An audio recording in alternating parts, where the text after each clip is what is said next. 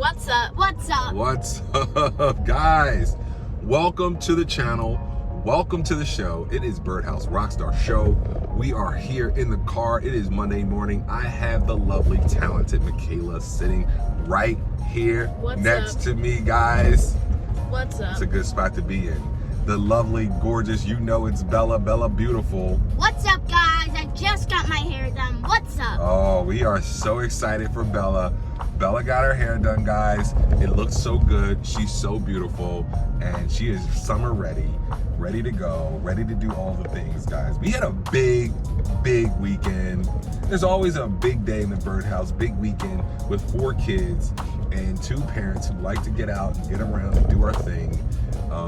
We had a big weekend. So started the weekend, guys, with the girls. They headed over to Mimi's house, and they love going to Mimi's house. It's so fun. They do all the things they want to do, and they love spending time with her, their grandmother. So they did. Thursday, they headed out to Mimi's. They did everything. They went to talk. Tell me what you did. What'd you do? So first, went in, and Bella went to Miss Tina's house to get her hair done. I built some Legos for the twins. I talked to Mimi about music theater really, and when Bella got done with her hair, we had some sweet potatoes. Oh, wow. That Mimi made with some marshmallows in them. We also had some chicken nuggets with them, and then we had some water ice. We had two water ices, and yeah, and then the next day we were getting ready for the twins, cause we were like. So you just skipped over a whole day. Didn't you go to Hobby Lobby? No, that was Saturday. This is Thursday. All right. But then Friday we got ready for the twins. We put some mats down. We put some toys down. Then Saturday we went to Hobby Lobby, Target, and Five Below for school supplies, stuff for our room, and headphones. And then the twins came for a sleepover. Yeah. Awesome. Wow. So I mean, they always have an action-packed weekend when they go to Mimi's. The twins were with us until Saturday, so to give you some perspective on what we did, we went to the shore, we went to a party, so we were down there most of the weekend, and we took the twins over to Mimi's on Saturday. So the girls were there Thursday, we took the twins over there Saturday, late Saturday afternoon, and they were clearly already prepared for the twins, had the mats and all the toys and projects and activities for them. They went to Target, Five Below, Hobby Lobby. They got water ice. They ate food. They watched TV. They talked. They did a lot of things. And Bella got her hair done. Tell them how much fun it was, Bella. It was the most fun you can spend every day. It's every day is a fun day because every day is a fun day. And we had our school supplies. We stored it. Everything, and then we had water ice, and the food that Mimi makes was so delicious. We had pasta, but then we had chicken nuggets and sweet potatoes with marshmallows. Yes, marshmallows, and it was so good. Yeah. And then Mommy and Daddy said we went to a party, guys. Like I said, we went to a party. Shout out to the Serpentines, Nick and Nancy Serpentine. We love them. They are the best. And wow, they hosted and threw a phenomenal party. What a party. And you know, it's nothing like a beach party, guys. So we went to a beach party in Margate, down at the shore. And we had a grand time. Wow, what a time we had. It was pretty fun, and I love being around those folks. It was fun. So we are headed down to Music Theater Philly, guys, in week 3 of Music Theater Philly. Time flies. We took a week off last week. This summer has been extremely busy. If you've been following us, guys, we have so much going on every single day. All right, we just moved, so we moved about 20 miles away, not that far, maybe 15 miles away from the city, which is great. We love living in the suburbs. It has been a great experience for us. It's been 2 months since we bought the property. We've only been moved in maybe less than a month though. We've had a lot to do. So it's been a lot to do every day. Also the transition of just getting used to being in a different space and location, and getting the kids back down to Philly to do a lot of the things that we are accustomed to doing because we lived in the city so long, and the city is so close, guys. One of the great things about this area, Philadelphia, is that it is one of the best places to live in the world. Obviously, if it's in the U.S., it's one of the best places in the world. So, but in the world, and the proximity to all of the things that you need to do in life, especially if you're a business person, you move around a lot. Everything's right here. Philadelphia, we have a huge world-class city. This is one of the biggest cities in the world. One of the biggest cities, obviously, here in the country. It's close to all the other big cities, which is also key, right? I was just looking at a presentation on the news this morning. It said 80% of the people in our country live east of the Mississippi River, right? So basically, the eastern half of the country has 80% of the people in the country. So basically, all the big stuff is over here, and we're about as far east as you can get. We're only 50, 60 miles from the ocean where we live. And again, world-class city, close to New York City. We can be in New York City by 10 o'clock right now. Well, not on a Monday morning, but you know what I mean. We could be in DC. DC is the nation's capital. We could be in DC before noon, before lunch, if we needed to. Boston, Massachusetts is another big city in the very far northeast in Massachusetts. But we don't need to go there that much, but I've been there. If we need to go, we could easily get there. Baltimore, Atlanta, Miami, Charlotte, all are within a 2-hour plane ride of Philadelphia. You could even drive, but if you got to get there quickly, you take a plane. The real estate here is so affordable.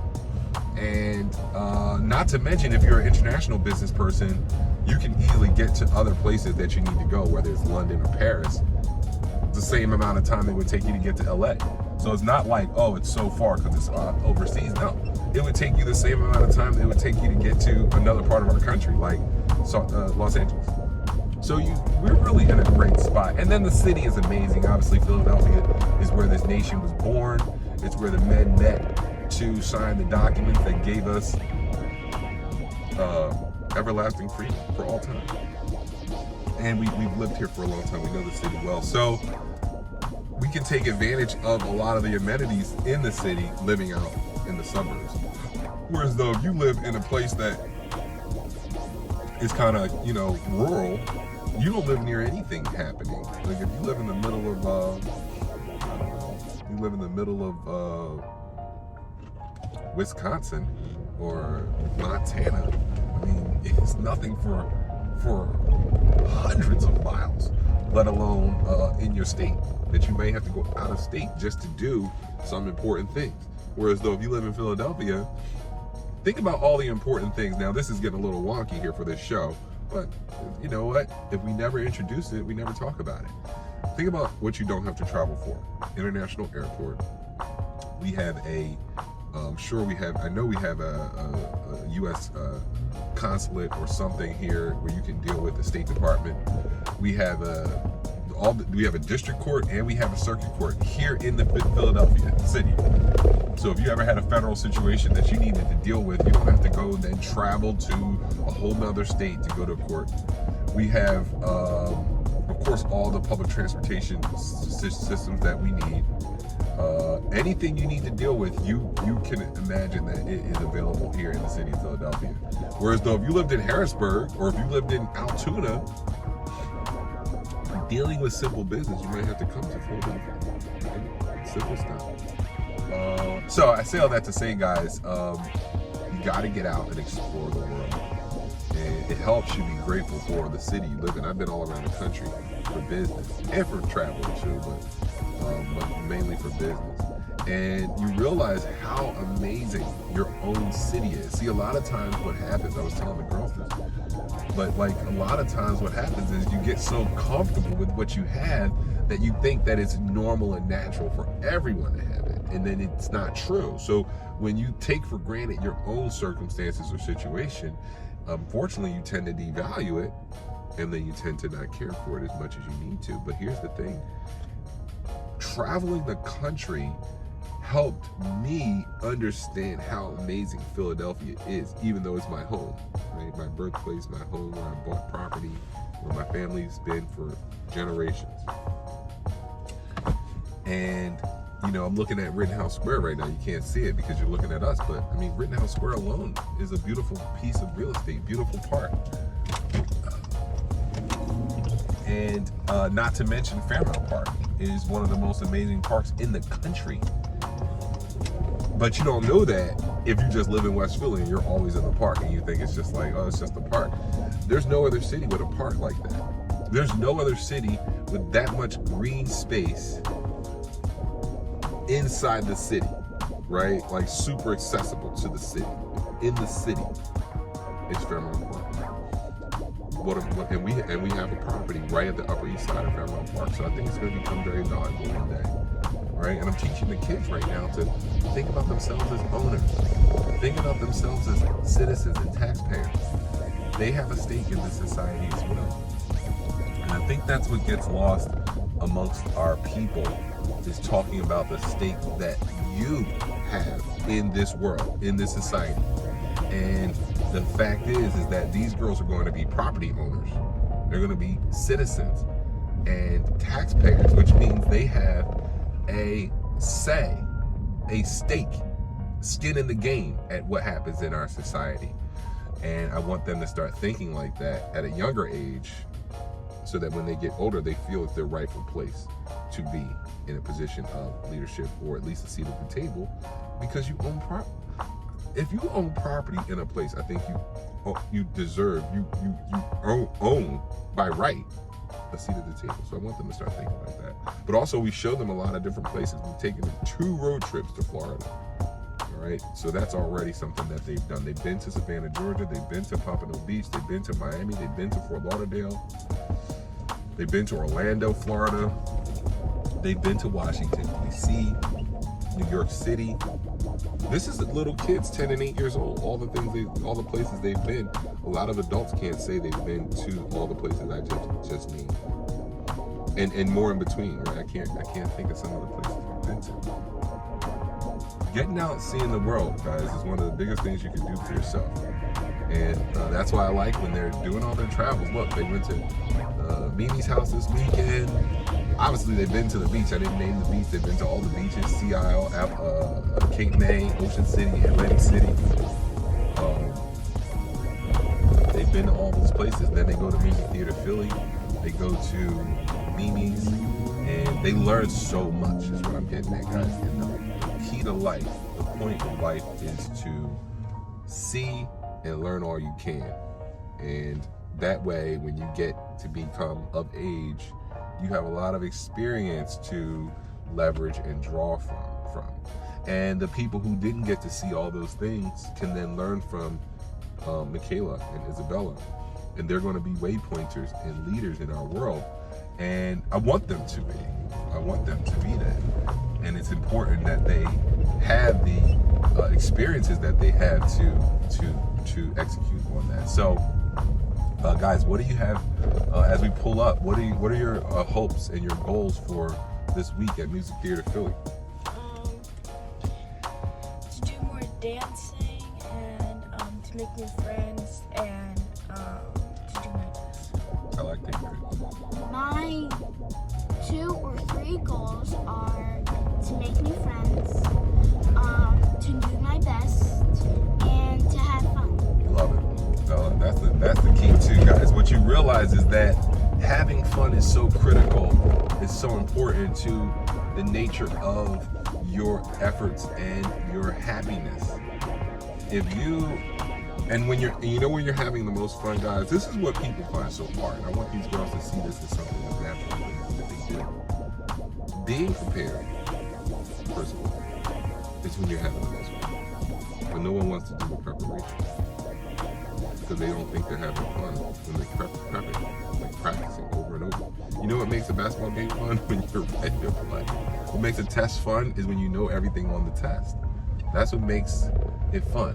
You know, any performance that you might do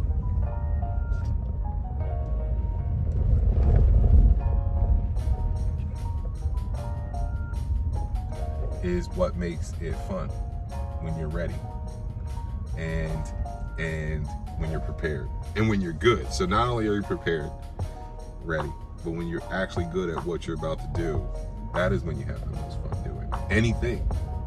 That is fun. So have fun is the key. Make new friends.